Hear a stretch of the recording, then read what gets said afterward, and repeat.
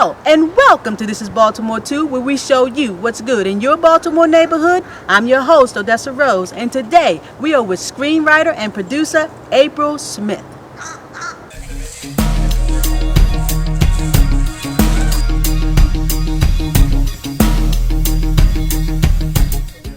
On a cold, dreary March afternoon, police tape roped off a pavilion in Druid Hill Park as cops scoured the crime scene for clues that would lead them to a murderer.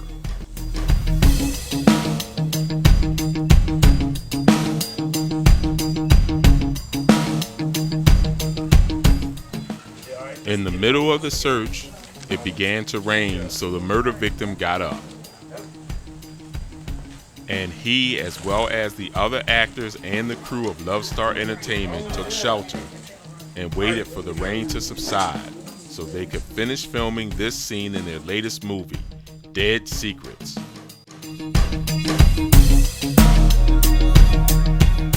Written by Baltimore screenwriter and producer Apral Smith. Asked her thoughts on the day's shoot, Apral had this to say. Despite the weather fighting us today with the rain, the overcast did help with the shooting. It enabled us to get that dreary, dark look that this mob story requires.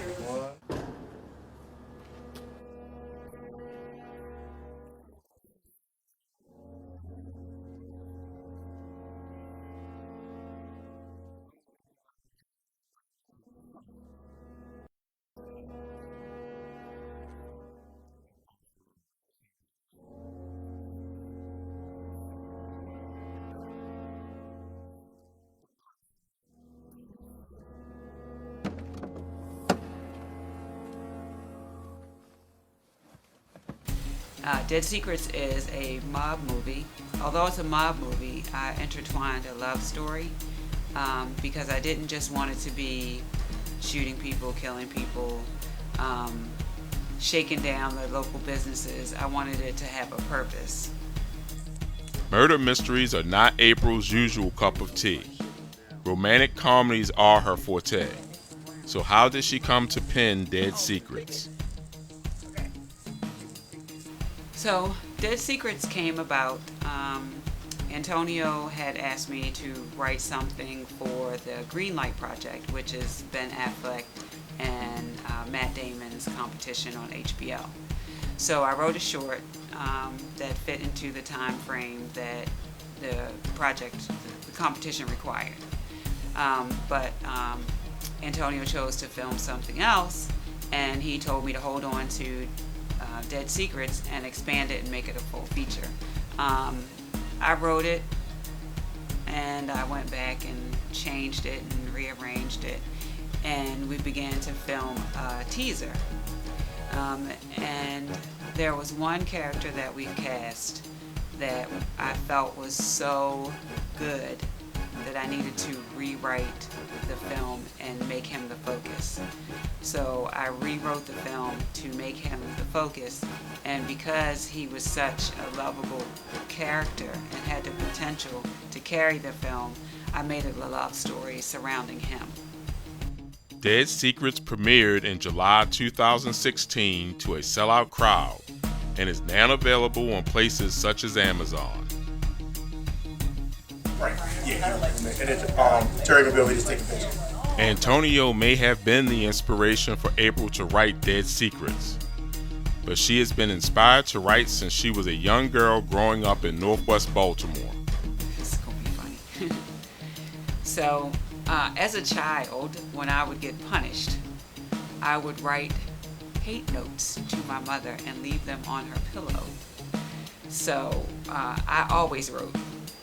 Some kids storm off and I hate you, I hate you, I hate you. I didn't do that. I wrote a note.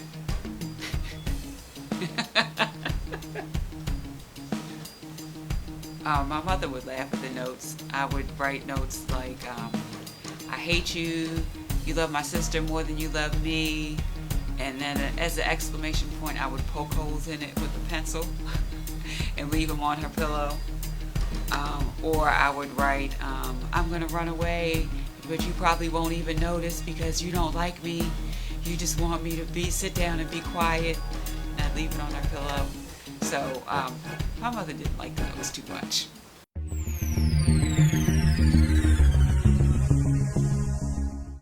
Hotel Baltimore, my name is Tanya, and you are watching This is Baltimore 2.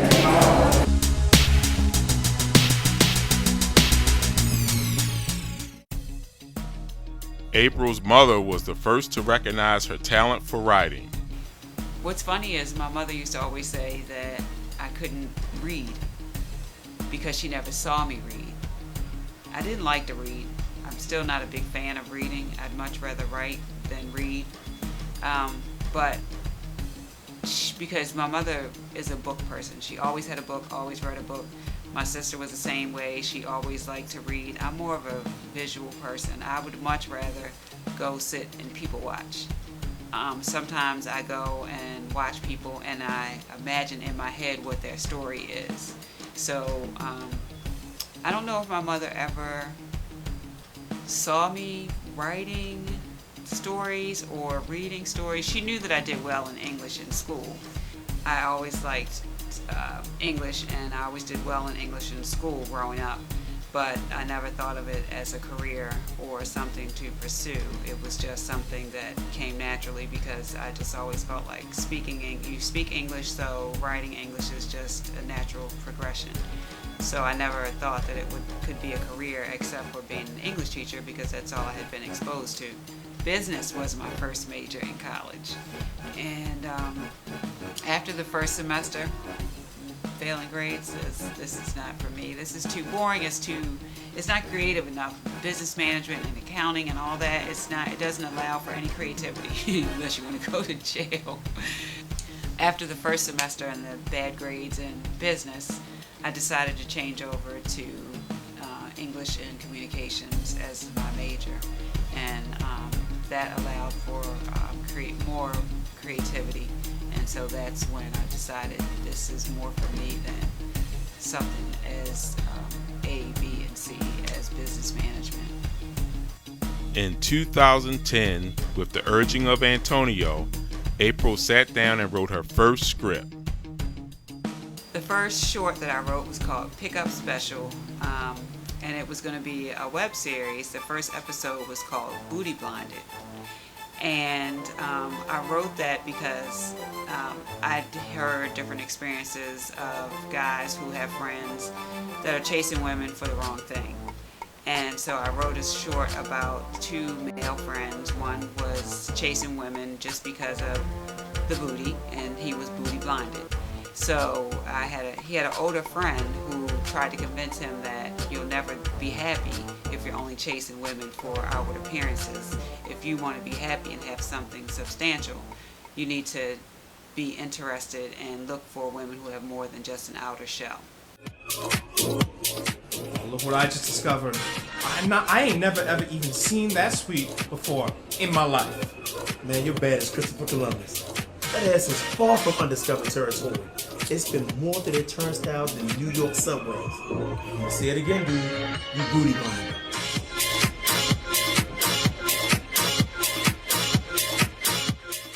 The story idea for a pickup special came to me from listening to some of my male friends talk about meeting women and their friends meeting women, and how relationships worked and didn't work, and how they would do the same thing, chase the same women, go to the same places, and they'd always pick the same kind of women to date, but things never worked out. And so I wanted to show in my short film that if you continue to chase the same kind of women, you're going to get the same result.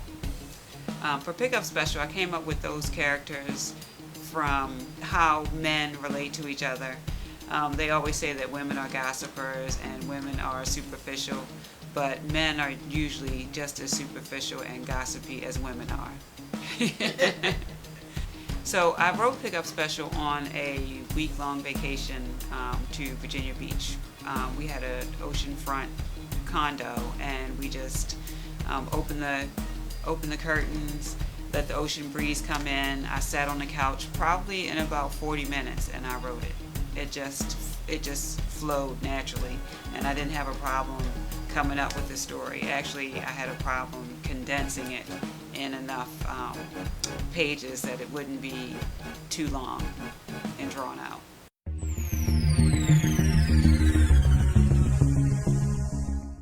Hello, Baltimore. I'm Dante, and you're watching This Is Baltimore 2.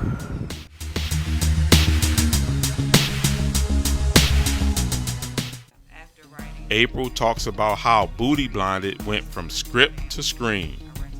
My boyfriend Antonio Jefferson had a friend that he met from participating in previous film festivals at the Creative Alliance. And so one of his friends who had the equipment, he read my script and he liked it so much he said that he would film it for free just to be involved in the project.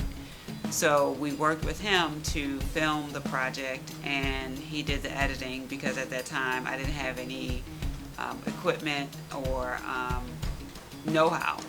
So I was learning and he was willing to film it, so I let him film it and edit it.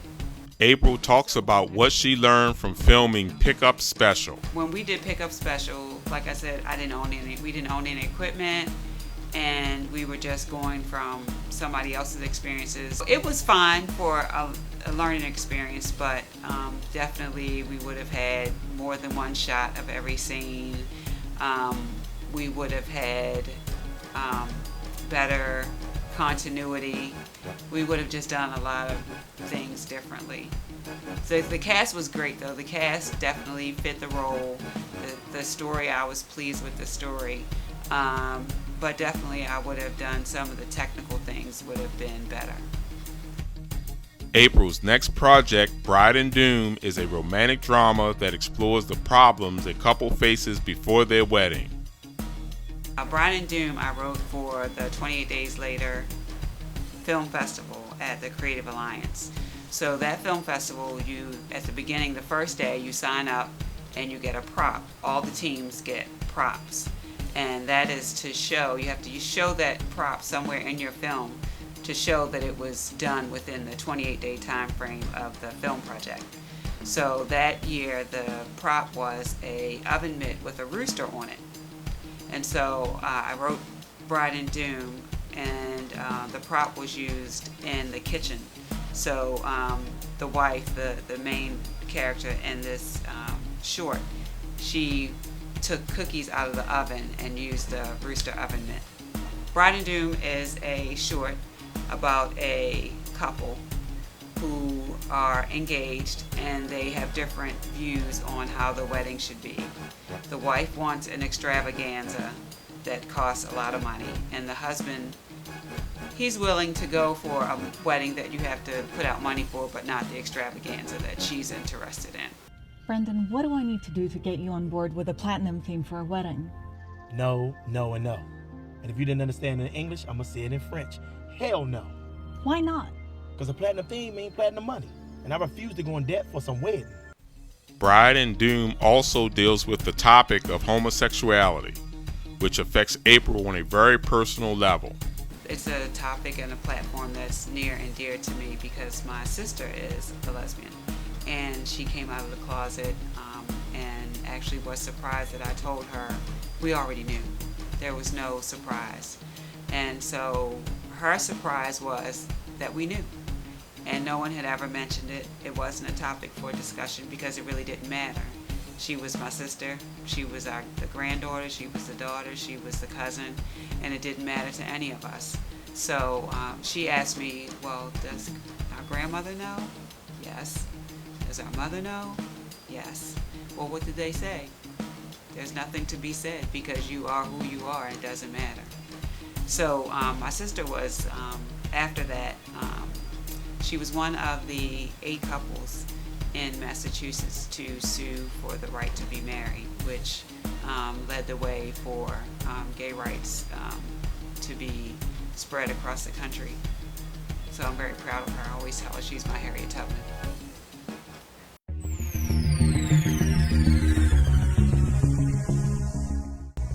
Peace, Baltimore. This is Imani from Joshua's Place, and you are watching This is Baltimore 2.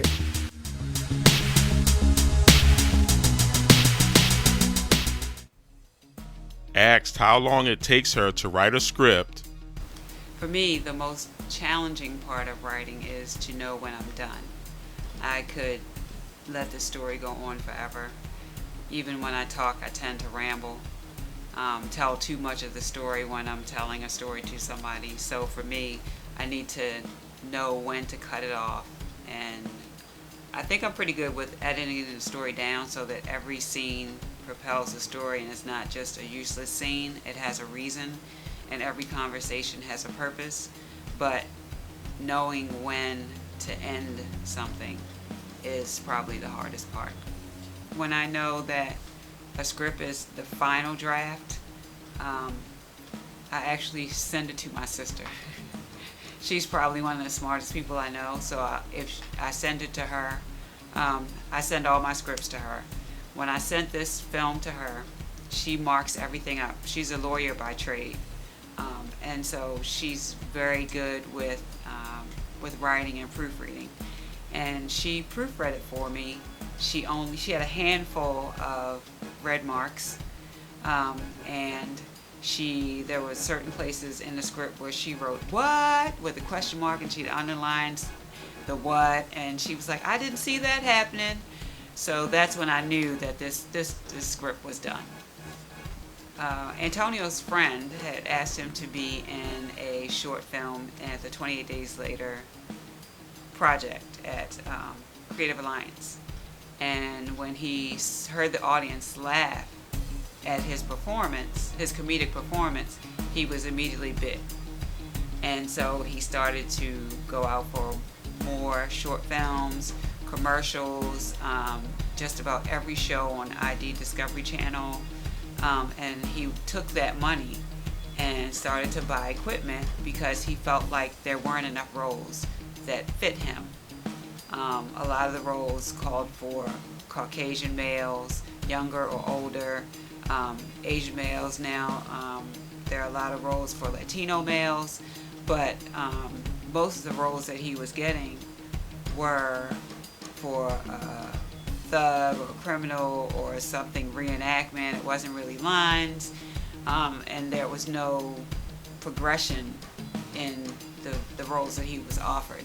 So we decided to, because I was able to write and like to write, that I would work on writing scripts while he would continue to act. We'd take that money, pull it together, and then buy equipment, have our equipment, and we could produce our own films, and we wouldn't need any outside forces or agencies to do what our goal was. We decided to start Love Star and buckle down and take our money, because at this point it's only been our money that started Love Star. We've had one Indiegogo campaign, and we took that money and added with our own money to complete the project of the film Purpose. But Antonio is definitely the person who pushed to start the business, and all the energy definitely comes from Antonio. He has a burr in his boot that spurs him, and that fuels him to push me. He definitely is the reason that I have put in so much time and energy, coming straight home from work, eating dinner, sitting on the couch, and writing until I'm falling asleep.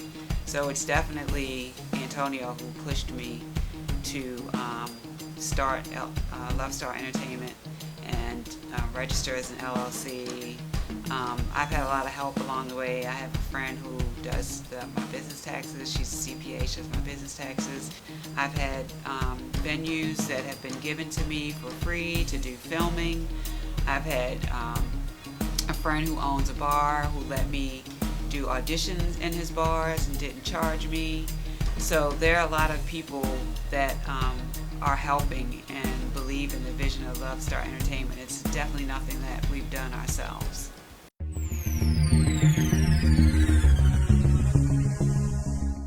Hey guys, my name is Cindy Banks and you're watching This Is Baltimore 2.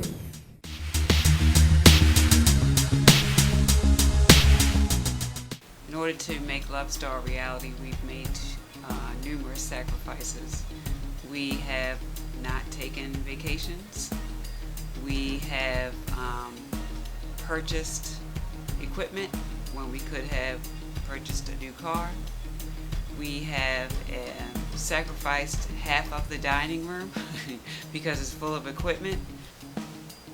We have sacrificed a lot of time, things that we could have been doing, but we ended up in the house.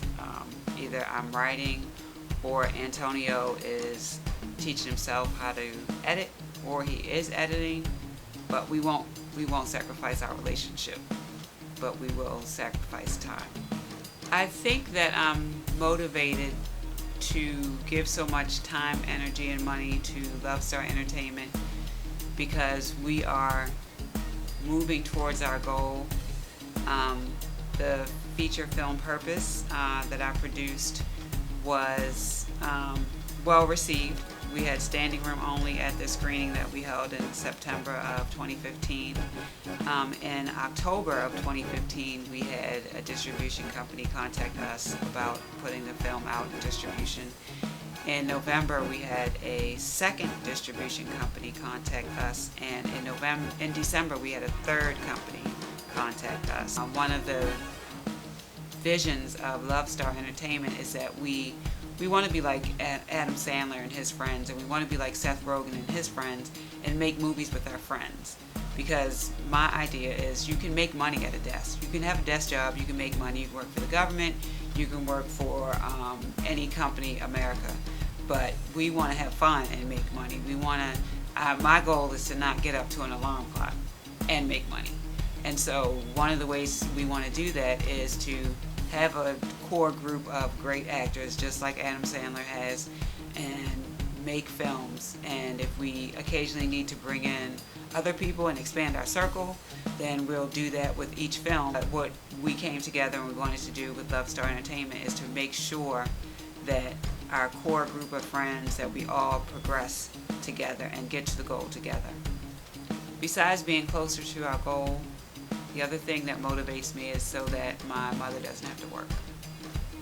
And that's the goal, is so my mother can get up whenever she feels like it, take a trip whenever she feels like it, and she doesn't have to work. Because she's been the one person that's supported me, and like I said, she found this writing class for me at Hopkins.